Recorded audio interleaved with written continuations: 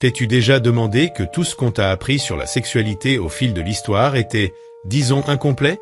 Il existe tout un chapitre de l'humanité où le plaisir, le désir et l'intimité n'étaient pas des sujets interdits, mais des célébrations sacrées de l'existence elle-même. C'est exactement ce que l'on découvre en explorant les eaux tumultueuses du Nil. L'Égypte ancienne avait une vision du sexe qui surprendrait n'importe quel moderne, non pas par honte, mais par émerveillement. Alors que notre société passait des millénaires à créer tabous, répressions et interdits, les anciens Égyptiens vivaient dans une réalité où la sexualité était aussi naturelle que respirer, aussi sacrée que prier, aussi essentielle que se nourrir.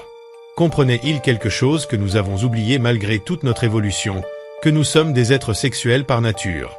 Nier cela revient à tenter d'arrêter le flux du Nil lui-même. Ce n'est pas une histoire de libertinage ni d'immoralité.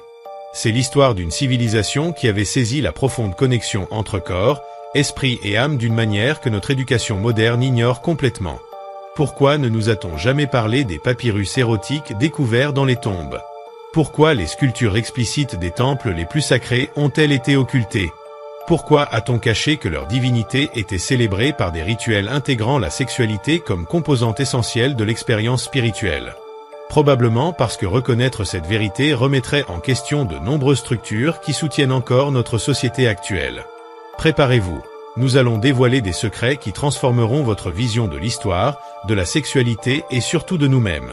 Ce voyage nous conduira à travers des hiéroglyphes censurés, des fresques endommagées et des traditions délibérément effacées des manuels scolaires. Avant de continuer cette exploration, assurez-vous d'être abonné au canal, car parfois les abonnements disparaissent automatiquement. Pour une expérience encore plus agréable, devenez membre afin de profiter sans publicité gênante. Et si ce contenu vous touche, soutenez-nous avec un simple merci. Chaque contribution, même petite, nous permet de creuser plus profondément et de produire du contenu enrichissant. Laissez aussi un commentaire pour dire d'où vous regardez et à quelle heure. C'est fascinant de voir comment des personnes du monde entier se connectent à travers ces découvertes historiques. À l'origine, le sexe existait. Pour comprendre comment les Égyptiens percevaient la sexualité, il faut revenir à leur mythe de la création. Atum, le dieu créateur, n'a pas façonné le monde par des paroles magiques ou un souffle divin, il s'est masturbé. Oui, exactement. Dans les textes des sarcophages, on trouve des descriptions explicites d'Atum qui prend son phallus en main et par son éjaculation, engendre les premiers dieux Chou et Tefnou. Ce n'était ni une métaphore ni un symbole abstrait. La sexualité était la force créatrice primordiale de l'univers. Imaginez une religion moderne enseignant que Dieu a créé le monde par un orgasme, le scandale serait mondial. Pour les Égyptiens, c'était naturel et sacré. Ils comprenaient que l'énergie sexuelle est la même qui fait briller les étoiles, pousser les plantes et maintenir la vie. Leur Dieu n'était pas asexué ou angélique, mais intensément sexuel, désirant, jouissant, passionné. Min, le dieu de la fertilité, était représenté avec un énorme phallus, symbole de vie et de puissance. Lors des fêtes en son honneur, hommes et femmes participaient à des rituels où la masturbation publique était non seulement acceptée, mais considérée comme un acte religieux. Les prêtres et prêtresses se masturbaient dans les temples pour libérer cette énergie, nourrissant les dieux eux-mêmes. Hathor, déesse de l'amour et de la sexualité, avait des temples où la prostitution sacrée était pratiquée. Les femmes consacraient leur virginité à la déesse par des relations avec des inconnus, chaque orgasme étant une offrande divine. Ce n'était pas de l'exploitation, mais une vocation spirituelle. La divine père Isis et Osiris racontent l'histoire d'un amour intense. Après l'assassinat et le démembrement d'Osiris par Seth, Isis reconstitue le corps de son époux, sauf le phallus dévoré par un poisson. Elle crée alors un phallus en or et conçoit Horus avec le défunt, une union de vie et de mort, donnant naissance à l'un des dieux majeurs. Les papyrus médicaux détaillaient aphrodisiaques, lubrifiants à base de miel et d'huile, et positions sexuelles favorisant la conception ou le plaisir. Les médecins étudiaient l'anatomie sexuelle avec autant de rigueur que le cœur ou le foie. Clitoris, prostate, zone de plaisir, tout était compris et célébré. Même l'au-delà était sexualisé. Des sortilèges garantissaient que les défunts puissent continuer à avoir des relations sexuelles après la mort. Les momies masculines recevaient des phallus artificiels en érection, les momies féminines voyaient leurs seins sculptés pour rester séduisants. La mort elle-même devenait une rencontre avec l'éternité. Durant le Nouvel Empire, des festivals célébraient la rencontre de la statue de Hathor avec son amant Horus en fût. Tous participaient. Danse sensuelle, échange de partenaires, rituels où le plaisir sexuel était une communion divine. Les textes hiératiques décrivent comment les prêtres et prêtresses entretenaient des relations sexuelles dans les temples comme devoir religieux quotidien. Un acte sacré, non un péché. Les temples avaient des salles décorées de fresques érotiques. La virginité n'était pas une vertu mais une absence de connaissance. Des rituels initiaient les jeunes femmes aux arts du plaisir, avec technique et philosophie, la sexualité étant un chemin spirituel. L'homosexualité était normalisée. Seth et Horus entretenaient une relation, hommes et femmes pouvaient avoir des partenaires de même sexe. La seule perversion reconnue était l'absence de désir, vue comme maladie ou malédiction. La masturbation était si commune qu'on vendait des amulettes pour la stimuler, en pierre, ivoire ou or. Les phallus portés comme amulettes étaient à la fois symboles religieux et outils de connexion divine. Les pharaons eux-mêmes étaient vus comme incarnations sexuelles des dieux sur terre. Leurs érections et éjaculations étaient célébrées, intégrées au rituel de fertilité. Même les relations intimes des pharaons impliquaient l'ensemble du royaume par des festivités synchronisées. Cléopâtra et autres femmes puissantes utilisaient leur sexualité comme outil politique, jamais pour manipuler. Dans l'Égypte ancienne, le sexe était considéré comme l'expression suprême du pouvoir créatif. La séduction n'était pas un artifice, mais une forme de diplomatie naturelle, un langage compris et respecté par tous. Une reine incapable de maîtriser son énergie sexuelle était jugée inapte à gouverner.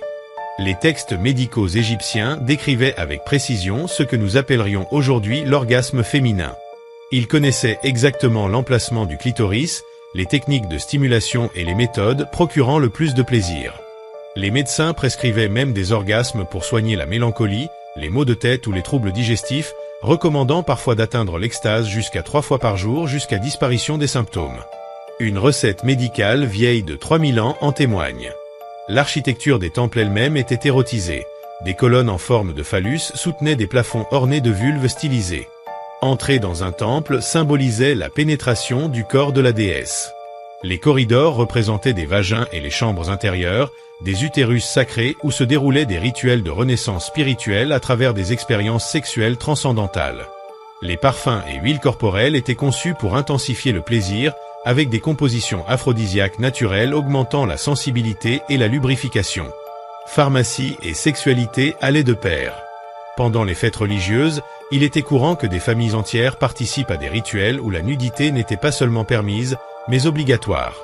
Les parents enseignaient l'anatomie et le plaisir à leurs enfants, tandis que les grands-parents transmettaient des récits érotiques comme leçons de vie. Le savoir sexuel se transmettait de génération en génération comme un héritage sacré, documenté et célébré ouvertement. Ce n'étaient ni des pratiques secrètes ni marginales, mais le cœur de la civilisation égyptienne, fondée sur l'idée que la sexualité est sacrée, naturelle et essentielle au bien-être humain. Si l'on imagine notre société moderne avec cette sagesse intacte, nos idées sur la soumission des femmes dans l'Antiquité s'effondreraient. Les Égyptiennes jouissaient d'une liberté sexuelle que les féministes contemporaines enviendraient sans avoir à la conquérir, droit garanti par la loi divine et humaine. Elles pouvaient choisir leur partenaire, divorcer, avoir plusieurs relations et se donner du plaisir sans culpabilité. L'orgasme féminin, appelé nidiem, signifiait littéralement « douceur divine ».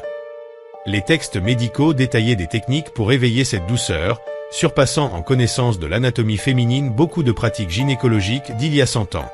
Des reines comme Néfertiti et Hatshepsut ne se contentaient pas d'être belles ou puissantes, elles étaient des révolutionnaires sexuels. Les murs d'Amarna montrent Néfertiti et Akhenaton dans des poses intimes impensables ailleurs, démontrant la passion physique comme une expression naturelle du pouvoir royal. Les femmes communes pouvaient poursuivre leur mari pour insatisfaction sexuelle et divorcer tout en recevant une compensation. Les reines régentes et les femmes riches avaient le droit légal de multiples partenaires et de sexualité libre, documentés dans des contrats et des textes officiels. La sexualité joyeuse n'était pas synonyme de prostitution telle que nous la connaissons aujourd'hui. Les femmes expertes du plaisir formaient des guildes, payaient des impôts, enseignaient aux adolescentes et exerçaient un statut social élevé. Des figures comme Cléopâtre étaient mathématiciennes, philosophes, médecins et expertes en arts sexuels, utilisant la séduction comme stratégie basée sur la connaissance profonde de la psychologie masculine. Dans les temples d'Isis, les prêtresses pratiquaient le géka sexuel, un art combinant respiration, contraction et mouvement pour induire des états de conscience altérés chez leurs partenaires. Plus de 20 types d'orgasmes étaient identifiés, chacun dédié à une déesse. Bastet pour le clitoridien, Isis pour le vaginal et Hathor pour le multiple. L'éducation sexuelle commençait dès la puberté et se poursuivait jusqu'à la maîtrise complète de la sexualité. Les mariages incluaient des clauses légales pour des relations complémentaires, permettant à une épouse d'avoir jusqu'à 3 partenaires stables en plus de son mari, avec consentement officiel. Les festivals de Bastet comportaient des concours de danse érotique et des rituels de plaisir public considérés comme un art sacré. Le contrôle de la natalité, le plaisir féminin, les relations lesbiennes et la masturbation étaient normalisés et documentés. Les femmes avaient un contrôle total sur leur corps et leur reproduction. Enfin, les rituels sexuels et spirituels, comme le hierosgamo, utilisaient le sexe comme portail vers des dimensions de conscience supérieures, avec orgasme synchronisé au mouvement planétaire et son sacré pour transformer l'énergie sexuelle en force spirituelle. Les Égyptiennes pratiquaient une science de l'extase avec une précision architecturale et acoustique, alliant sexualité et spiritualité pour guérir, renaître et élever la conscience. Dans les anciens rituels égyptiens, le corps devenait un véhicule d'extase prolongée, où le plaisir physique se transformait en une véritable alchimie intérieure, transmutant le désir charnel en illumination spirituelle. Lors des équinoxes et solstices, les temples organisaient des rituels de fertilisation cosmique. Les couples pratiquaient des relations sexuelles dans des positions alignées sur des constellations spécifiques, convaincus que concevoir à ces moments précis donnait naissance à des enfants dotés de capacités spirituelles particulières. L'astrologie sexuelle orchestrant ces pratiques visait à maximiser le potentiel évolutif de l'humanité. Derrière les portes fermées des plus anciens temples d'Égypte, les murs étaient recouverts de panneaux représentant non seulement des dieux en actes sexuels, mais aussi des personnes ordinaires, des couples, des trios et des groupes dans des postures rappelant davantage un manuel égyptien du Kama Sutra que l'iconographie religieuse rigide enseignée à l'école. Il ne s'agissait pas de pornographie, mais de pédagogie. Un enregistrement intentionnel pour que les générations futures n'oublient jamais comment vivre en harmonie avec leurs désirs profonds. Des femmes au corps voluptueux vénéraient d'énormes symboles phalliques, des hommes aux poitrines et hanches généreuses, des scènes de sexe oral, anal, masturbation ou relations homosexuelles étaient sculptées avec une naturelle audace, célébrant toutes les façons dont le corps se relie au plaisir et à la transcendance. Dans les papyrus de Turin et Deir el-Médina, miraculeusement préservés par le climat sec et le sable du temps, des illustrations montrent sans retenue des groupes participant à des scènes érotiques rituelles. Les Égyptiens comprenaient que la sexualité était cyclique et collective. Chaque corps, en éprouvant du plaisir, contribuait au flux cosmique de la vie. Le rôle des artistes était précisément d'immortaliser ces expériences pour que tous, indépendamment de la classe ou du genre, puissent accéder à un savoir visuel interdit ailleurs. Même les instruments utilisés lors des rituels sexuels étaient minutieusement représentés. Consolateurs en pierre ou ivoire, huile et onguents pour massage sensuel, bancs à ouverture facilitant certaines positions. Des sculptures phalliques portaient des amulettes, des vulves stylisées étaient suspendues aux portes des temples, des colliers de petits utérus en argile servaient de rappel que pouvoir créatif et plaisir ne doivent jamais être dissociés. Les stèles funéraires montraient que l'on demandait aux dieux non seulement une vie prospère après la mort, mais aussi une éternité de plaisir et de caresses. La poésie égyptienne faisait de l'érotisme un thème récurrent. Les poèmes décrivaient avec une précision sensorielle l'odeur, la texture et le goût des corps des amants, liant intimité et sacré. Durant l'apogée d'Alexandrie, artistes égyptiens et grecs fusionnèrent leurs techniques, créant des mosaïques où des doubles sens étaient cachés dans des motifs floraux ou animaux. Vulves stylisées dans des lys, phallus dissimulés dans des queues de lion, coquillages ouverts suggérant un passage secret vers l'expérience transcendante du plaisir. Ces expressions artistiques servaient de passeport initiatique. Seuls ceux capables de voir la beauté dans le plaisir pouvaient déchiffrer les codes des temples et maisons.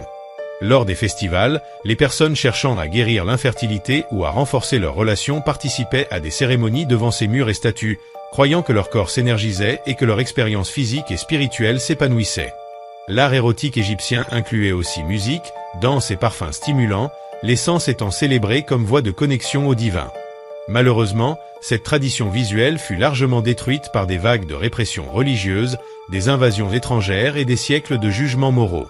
Aujourd'hui, seuls quelques fragments de murs, papyrus et statues nous offrent un aperçu de ce que représentaient les temples anciens, accueillant des images célébrant le plaisir que notre époque admet à peine dans les musées. Pourtant, ces fragments continuent de défier le silence, invitant chaque visiteur à décoder les messages millénaires. La question demeure. Sommes-nous assez attentifs pour voir, entre les lignes artistiques, l'invitation à renouer avec la fierté de notre corps et notre droit légitime au plaisir ?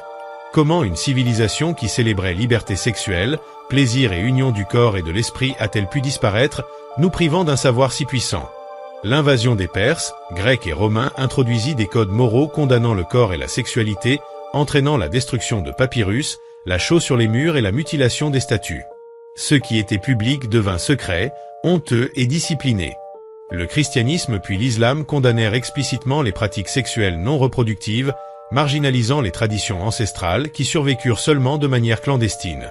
Cette suppression a laissé des siècles de tabous et de honte, séparant plaisir et connaissance, corps et âme, femme et pouvoir, liberté et existence complète. Pourtant, des chercheurs et archéologues contemporains redécouvrent ces enseignements. Fragment par fragment, symbole par symbole, le voile se lève. Les pyramides et papyrus conservent encore des secrets qui pourraient nous aider à réapprendre à célébrer nos corps et le plaisir.